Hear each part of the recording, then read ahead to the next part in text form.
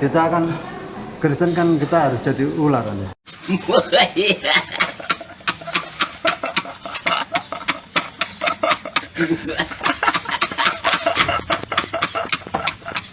يا أيها الذين آمنوا ادخلوا في السلم كافة. Assalamualaikum warahmatullahi wabarakatuh. Sahabat, kali ini kita akan mereaksi sebuah video seorang mantan pengajar pendeta yang super keren, yaitu Bapak Cornelius Ranggitan Wijaya. Yuk kita intip sepak terjang Bapak ini saat beliau masih menjadi pengajar para pendeta. Jadi kita tahu nih bagaimana cara mengantisipasi aksi-aksi pemurtadan orang-orang seperti ini. Tapi tenang saja sahabat, Bapak ini sekarang sudah menjadi mu'alaf, alhamdulillah, dan sekarang membongkar semua tingkah polanya yang dulu saat masih beragama Kristen. Jadi ibarat detektif, beliau mengungkap semua rahasia misi rahasianya. Hai. Beliau adalah lulusan STT Joshua di Kota Batu, cabang Nomensen Medan, dan merupakan seorang evangelis atau dalam bahasa gaulnya penginjil. Terbalik ya, penginjil atau dalam bahasa gaulnya evangelis. Beliau sebelumnya terjun dalam program penginjilan Indonesia Amerika. Nggak tanggung-tanggung sahabat. Beliau aktif juga di gereja Pantai Costa El Sadai di Kota Batu. Dan juga aktif di gereja At-Tauhid di Malang. Terakhir beliau juga sempat merintis sebuah gereja baru di Kota Batu. Beliau ibarat pelatih ninja, mempersiapkan pendeta-pendeta Indonesia yang siap menginjil ke luar negeri. Begitu juga sebaliknya, mempersiapkan pendeta-pendeta luar negeri untuk menginjili di Indonesia. Wah, seru banget ya, sahabat. Ayo kita simak video beliau yang diwawancari oleh Koh Donditan berikut ini. Jangan lupa popcornnya, kawan. Waktu Bapak di lembaganya Indonesia Amerika itu, kegiatannya jadi apa aja, Pak? Yang banyak ya mengajar pendeta-pendeta asing yang mau terjun ke Indonesia. Oh, Dan pendeta Indonesia yang mau ke luar negeri. oh gitu. Ya. Itu mengajarinya di Indonesia atau di luar negeri? Ya di Indonesia ya di luar negeri. Oh gitu. Jadi kalau yang di luar negeri, Bapak mengajari pendeta yang mau ke Indonesia? Termasuk ya. Gitu. Ya. Terus kalau Bapak ngajari Indonesia, mengajari pendeta yang mau ke luar negeri gitu? Ya. Terus ada juga yang sudah di dalam ini yang kita ada pemantapannya. Dari luar itu kita mantapkan lagi. Dari luar maksudnya yang dari luar negeri ke Indonesia, Ya, kita terus dimantapkan. sebelum mereka lebih yakin ini kita kasih pemantapan lagi. Oh, Ya. yang dari luar itu berarti ke Indonesia memang tujuannya untuk Ya, penginjilan, betul, Pak? ya. Ke daerah-daerah pelosok? Ya. Ngeri ya kawan. Ternyata mu'alaf kita kali ini benar-benar mantan dedengkotnya misionaris. Bayangkan saja, beliau yang membekali para misionaris untuk melakukan kristenisasi. Baik itu orang Indonesia maupun orang-orang luar negeri yang mau melakukan misi-misi kristenisasi di Indonesia. Seram sekali. Kayak ketemu pocong di siang bolong kita kawan. Kita perlu ekstra waspada ini. Kalau ada orang asing yang tiba-tiba nyelonong ke tempat kita, mereka bisa datang dengan berbagai embel-embel, mengaku sebagai turis, pekerja kemanusiaan, atau bahkan penjual es krim keliling. Hati-hati, jangan sampai kita tertipu oleh senyum manis dan es krim gratis mereka. Yuk, kita simak lagi video beliau. Siapa tahu ada tips-tips menghadapi misionaris yang lebih jago daripada Detektif Conan. Detektif Conan. Sampai buka gereja nggak, Pak? Mereka enggak buka gereja, yang penting jadi Kristen aja. Oh. Itu dilepas. Ya. Oh, Pak, targetnya adalah mengkristenkan orang di luar Kristen gitu. Iya. Ya. Untuk dijadikan jemaat gereja atau untuk dijadikan misionaris, Pak? Kita seperti apa? Seperti sales tanam ya. Apa? Seperti sales tanam. Sales? Sales tanam ini ya, dia harus membuahkan ya, jadi buah juga. Ya. Sales apa tadi Pak? Sales tanam. Oh, sales tanam. Iya.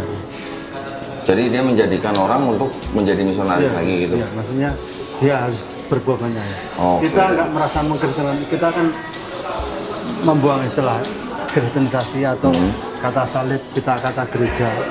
Itu kita hindari. Dik, tolong tutup aja Dik. Enggak. Secara umum kan masyarakat Islam sudah jemu dengan kata itu ya, kalimat-kalimat itu.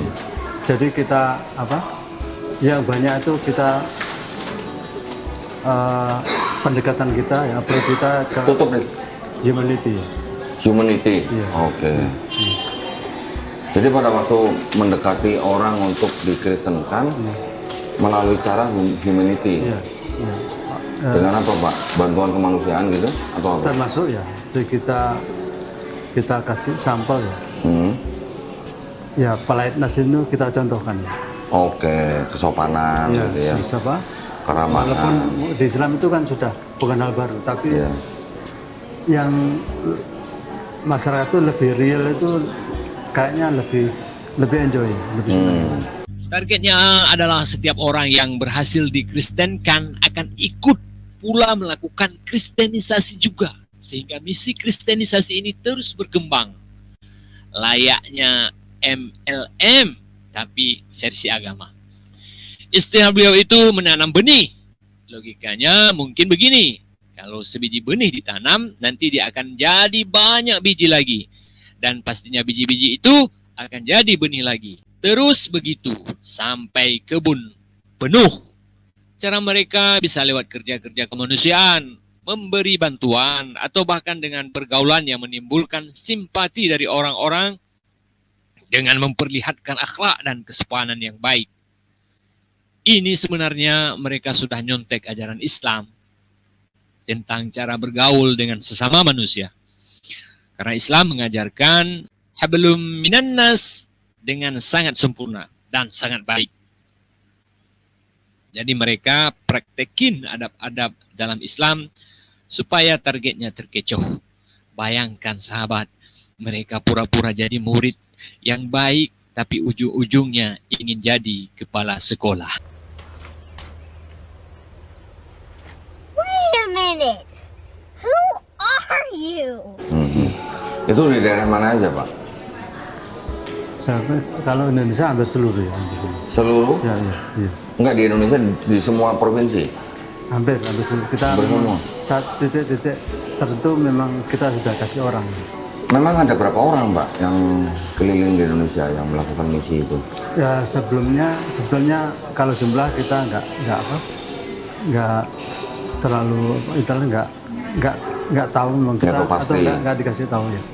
Terus itu cuman setahu saya setiap kota, setiap daerah pasti ada satu titik. Oh gitu, Ya. setiap kota. Ya semua orang kan akan berkembang dengan sendiri ya. Ngeri betul kawan. Hampir di setiap kota di Indonesia mereka punya titik-titik operasi. Kayak waralaba kristenisasi. Sudah saatnya kita benar-benar waspada. Karena misi mereka ini super nyata. Kayak hantu yang gak pernah absen di film horor. Jangan lengah. Mereka pasti menargetkan orang-orang paling lemah di antara kita. Yang lemah ekonominya, lemah pengetahuannya, bahkan lemah psikisnya. Kalau kita menemukan saudara-saudara kita yang kondisinya seperti itu, saatnya kita kasih perhatian ekstra kawan, biar mereka nggak jadi mangsa kristenisasi. Ingat kawan, kita harus jadi superhero buat mereka, bukan malah jadi penonton yang makan popcorn di bioskop. Bukti supaya secara hukum itu saya nggak dibantah orang ya. Itu saya minta persetujuan dan ada tanda tangan gitu. Oh gitu? Ya.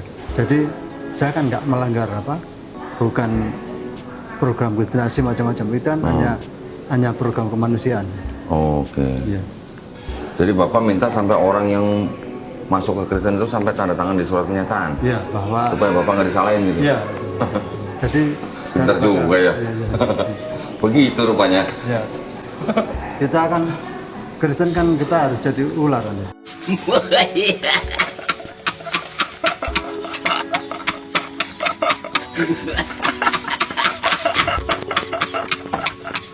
Cerdik seperti ular Pak ya? Iya, iya, iya. Oh, iya. Tulus seperti merpati. Betul, ya. Oke. Iya, iya, iya. Jadi supaya nggak diajar masa gitu, Iya. ada soal kenyataan gitu ya. Kita kadali ya, kita kadali. Kadali. Iya. Oke, iya, iya.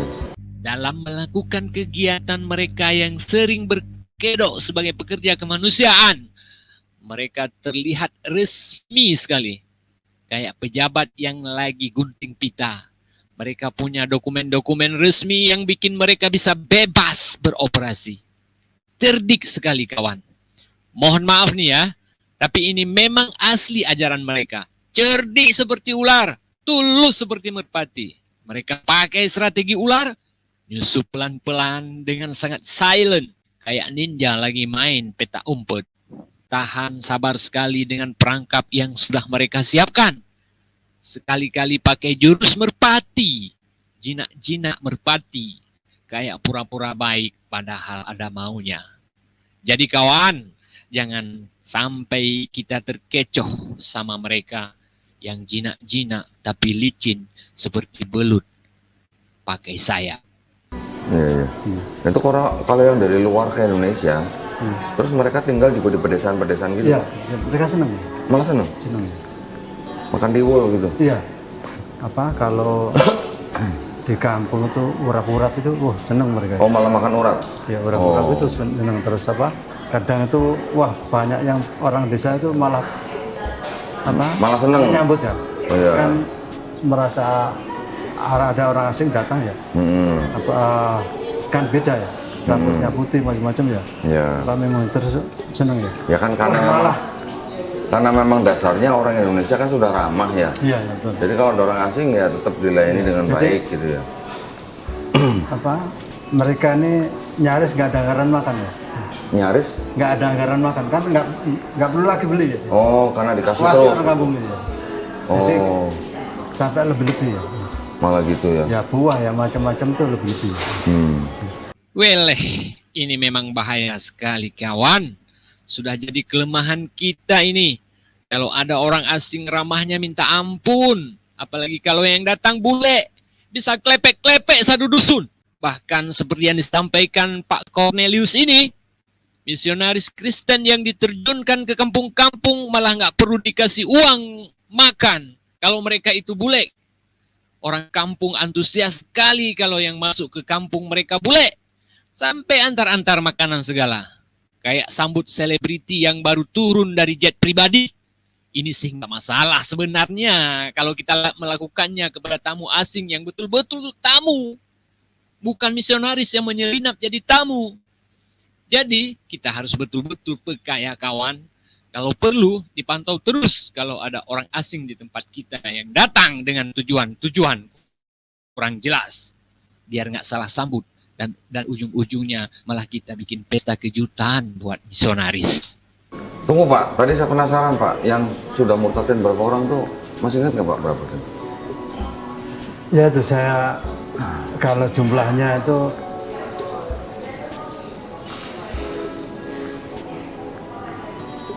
Tidak terhitung atau ya gimana?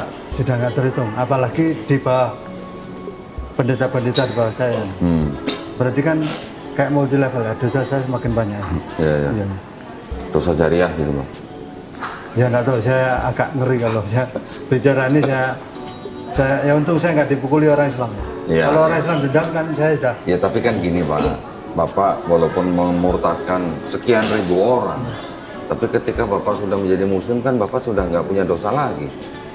Sudah dihapus Pak dosa Bapak. ya tapi Ya insya Allah Pak, asal Iya. Islam Bapak baik gitu. ya tapi gitu dulu kan saya awal jadi Islam tuh apa keluarga teman-teman Kristen nggak terima ya. Apa terus apa juga orang Islam aja mengatakan buat apa saya menjadi Islam cuma gitu ya. Ya. Ya. Jadi Bapak udah nggak ingat berapa orang yang dimurtadkan? Nggak inget ya yang memang banyak ya terus apa Kawan, korban dari bapak ini sudah banyak sekali sampai beliau sendiri lupa berapa jumlah orang yang berhasil beliau murtadkan. Na'udzubillah, thumma na'udzubillah.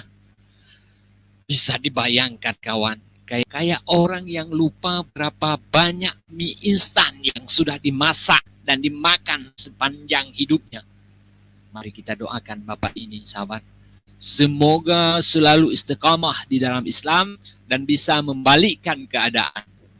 Dulu beliau jadi misionaris, sekarang kita doakan beliau jadi muslim yang super keren. Kayak superhero yang bantu kerja para dai-dai kita kan. Bayangkan, dari mantan ngedengkot misionaris jadi pahlawan muslim, lengkap dengan jubah dan kopiahnya ya. Amin, amin, amin, amin. Kalau yang di Indonesia Bapak ke daerah mana aja? Ada ke Sumatera ya, Sumatera mana Pak? sampai di Padang ya. Padang. Iya. Sumatera Selatan juga? Sumatera Selatan hanya Palembang, ya, termasuk Palembang ada. Lubuk Linggau juga? Ya, Lubuk Linggau ya. Oh udah sebenarnya? Sudah. Ya. Terus ke mana? Ada Salak juga kan dan Terus Sampai ada, ke Aceh nggak Pak? Aceh enggak ya? Oh Aceh enggak. Ya, ya. Di Padang gimana Pak? Di Padang? Padang Banyak tantangan ya? ya, Padang kan Islamnya kuat gitu. ya saya sempat bekerja sama dengan tokoh Muslim Minangkabau. Untuk? Untuk Ya. apa?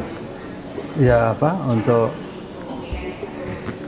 kerjasama kemanusiaan itu. Oh kemanusiaan. Ya dalamnya ya kita kemas sendiri kan. Oke. Ya. Jadi selalu bawa benderanya kemanusiaan gitu ya Pak ya? Ya kita kan namanya salesnya Yesus ya. Jadi Salesnya Yesus. kita kemana-mana kan testimoni kita hanya tentang apa? Juru selamat itu ya. Ya. Salesnya Yesus. Betul-betul licik ya strateginya kawan. Bayangkan mereka dalam bisa mengelabui para tokoh-tokoh agama Islam. Kayak ninja yang menyamar jadi tukang bakso dengan kedok kerja kemanusiaan. Padahal di balik itu mereka punya silent agenda yang mereka kemas rapi. Ibarat bungkus kado, luarnya manis tapi isinya jebakan Batman. Mereka pintar sekali menyamar, sampai-sampai kita bisa tertipu dengan senyuman manis mereka. Awas kawan, jangan sampai kita jadi korban iklan gratis mereka. Assalamualaikum warahmatullahi wabarakatuh. يا أيها الذين آمنوا ادخلوا في السلم كافة